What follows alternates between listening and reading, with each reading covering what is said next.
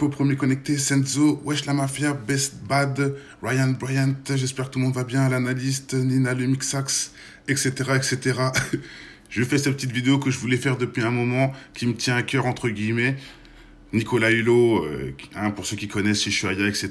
Je fais le tour du monde sur des montgolfières et j'en passe, est devenu franc-maçon à une certaine époque. Et là, il est en train de sortir des choses intéressantes sur ce système qu'on connaît déjà par cœur, mais bon, c'est pour remettre une couche pour ceux encore qui datent. Ouais, salut, ça date, hein. Ushuaïa, pour ceux qui se rappellent, pour les anciens.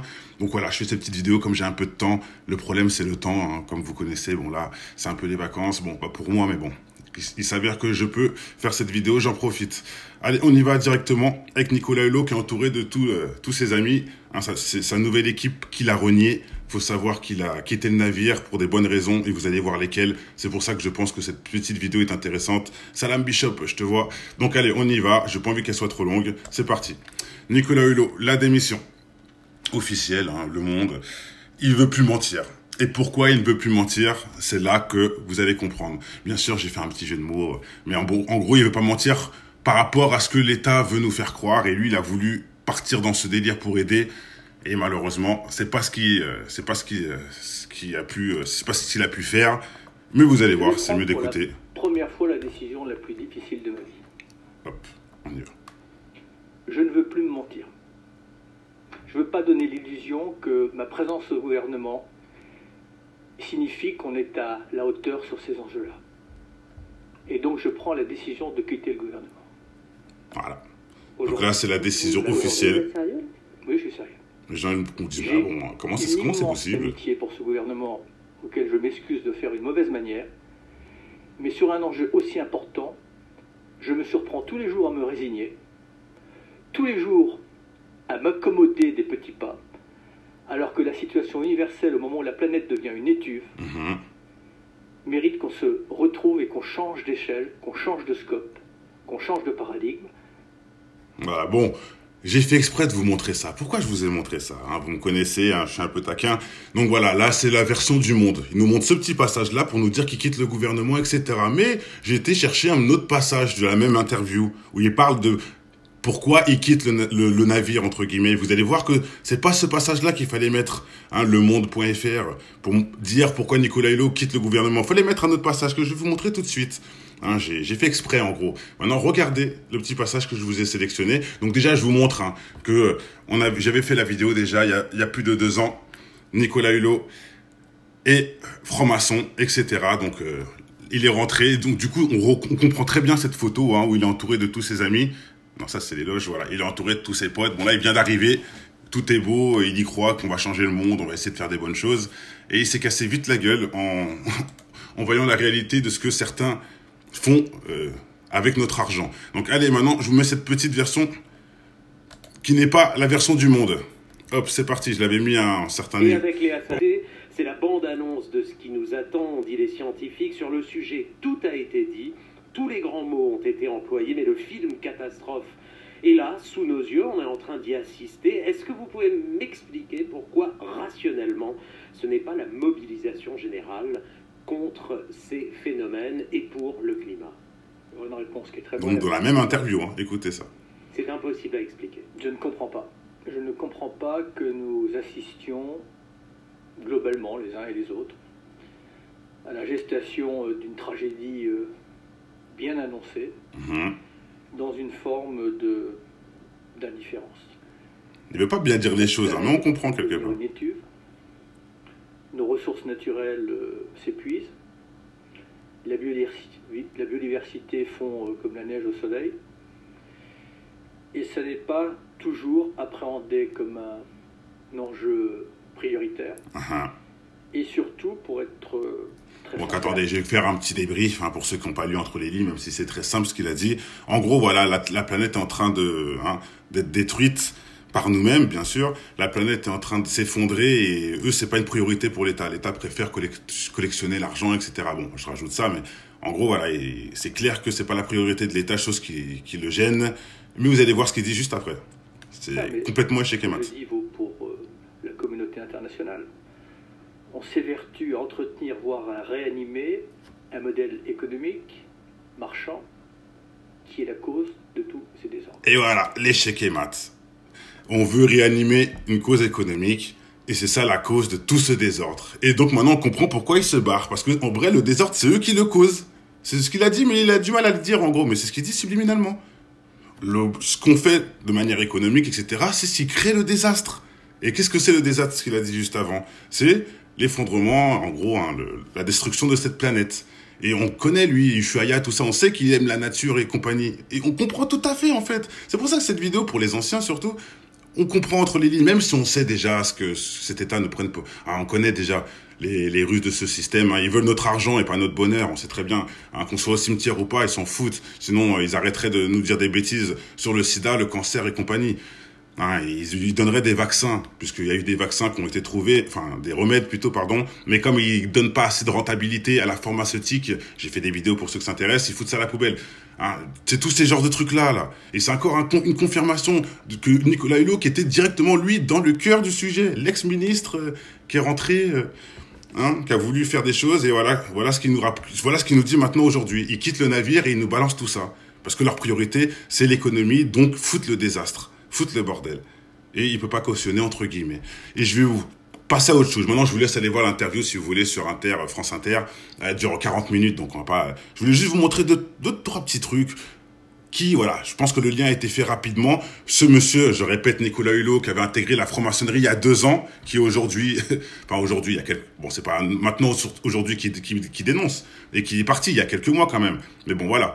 Il lui a fallu au moins une bonne année facile pour comprendre... Et j'ai envie de vous dire, hein, loge maçonnique, encore une fois, franc-maçon, etc., j'ai envie de vous dire quelque chose. Plutôt vous montrer quelque chose. Ceci, c'est la carte de la France, des loges maçonniques qui est en France. Donc je vais vous faire un petit zoom plutôt. Hop, donc ça nous revient en gros à ça. Hein. Sachez que les grands signes comme ça, il y a plus de 20 loges. Donc déjà, Paris et Lyon, c'est le repère des francs-maçons. C'est là-bas où il y a le plus de loges, en sachant qu'il y en a partout en France. Maintenant, je vous laisse regarder des vidéos, hein, l'Italie qui a viré les francs-maçons, etc., etc.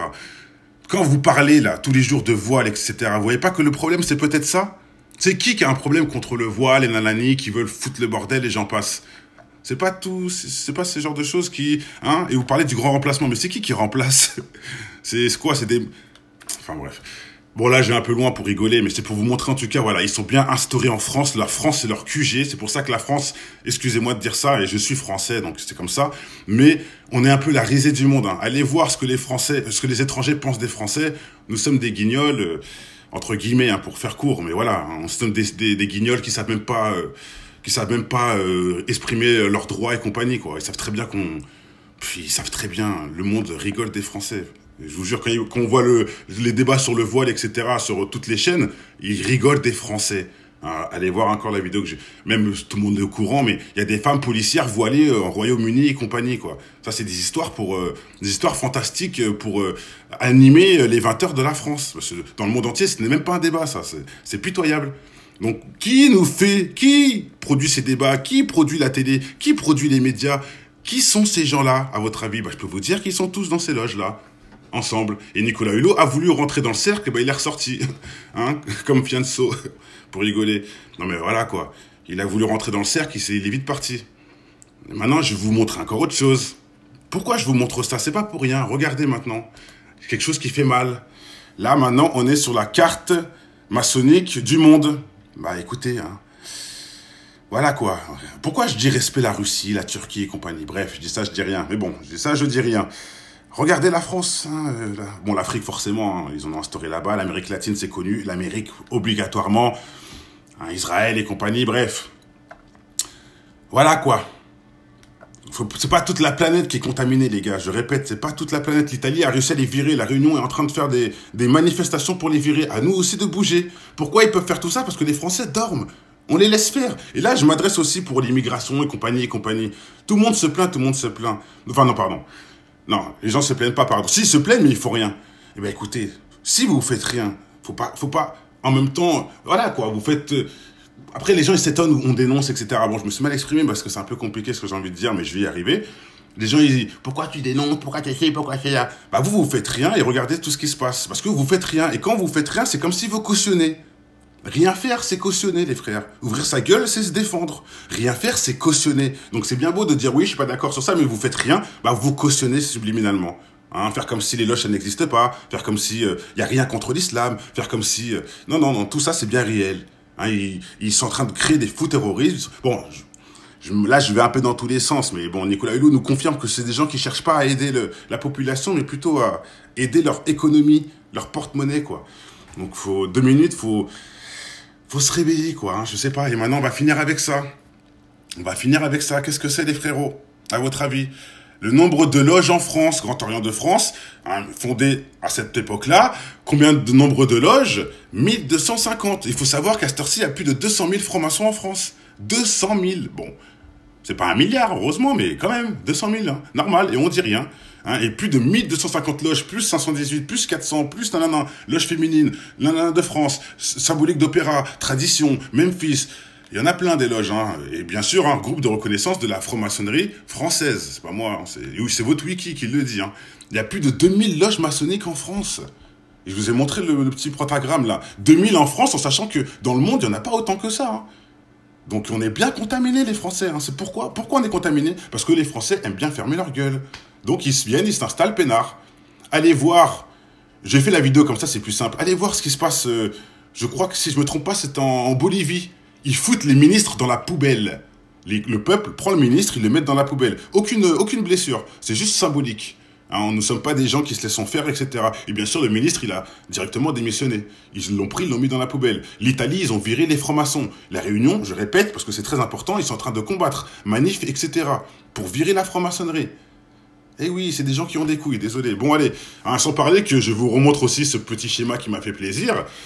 Hein, on parle beaucoup de la Russie. Oui, monsieur Poutine, respect, ils sont pas chez toi. Non, non, tu n'en veux pas de ces gens-là. Bon, allez, on en reste là. Portez-vous tous bien. Je voulais pas que ça soit long, mais j'ai raté, comme d'habitude. Je vous remets quand même maintenant le petit dîner de famille, la petite photo de famille qui renie, hein, où il pensait que tout était beau et en couleur. Mais il y a que des... Regardez-moi la Chapia, là, qui aime la sorcellerie. Hein, là, on a un bouquet gagnant, là. Lui qui aime les boîtes avec les pédales. Bon, allez, excusez-moi de dire ça. On va me striker, donc je m'excuse. Non, lui qui aime bien faire les fêtes avec des gens dénudés, qui dansent comme des drag queens, j'ai le droit de le dire. Hein, sans parler aussi de ces petits sessions aux Antilles, hein, avec des braqueurs. Pour faire quoi, j'en sais rien, il les filme. Bon, bref, je vous laisse faire ce que vous voulez. Là, on a la Chapia qui est fan de la sorcière, de la sorcellerie, pardon, qui veut apprendre les positions du 69 à nos enfants et que ses enfants à elle, bien sûr, est à l'école catholique. Bien sûr, hein, la copine de l'adjoint, la copine du maire du Mans, hein, qui était son adjointe et compagnie. Hein, voilà, on a une bonne brochette. Et ce monsieur-là qui, là, on sait pas pourquoi. Bon, laisse les autres, vous les connaissez, mais bon, j'ai pas fait de vidéo sur eux, donc j'ai pas remué la merde. Allez, portez-vous tous bien. On en reste là. Bien sûr que Macron il est gay, mais bon, c'est entre nous. Hein. C'est entre nous, sinon on va se faire taper sur les doigts. Hein. Allez, peace and love. Portez-vous tous bien. Bien sûr, hein, je lâcherai pas l'affaire, hein, même si je subis des blocages, des blablatages, des parasitages, des boycottages, du soulage aussi, beaucoup de soulage, des rigolages, des trollages, etc. Tout finit en âge comme ça, hein, parce que bien sûr, un jour, j'aurai plus l'âge. Donc les amis, bougeons nos fesses. Allez, on en reste là, peace. Ciao.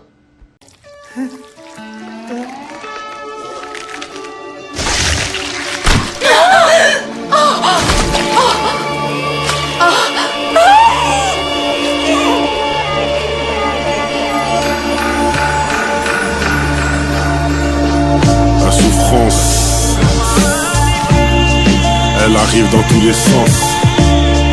La souffrance, elle arrive dans tous les sens. La souffrance, elle arrive dans tous les sens.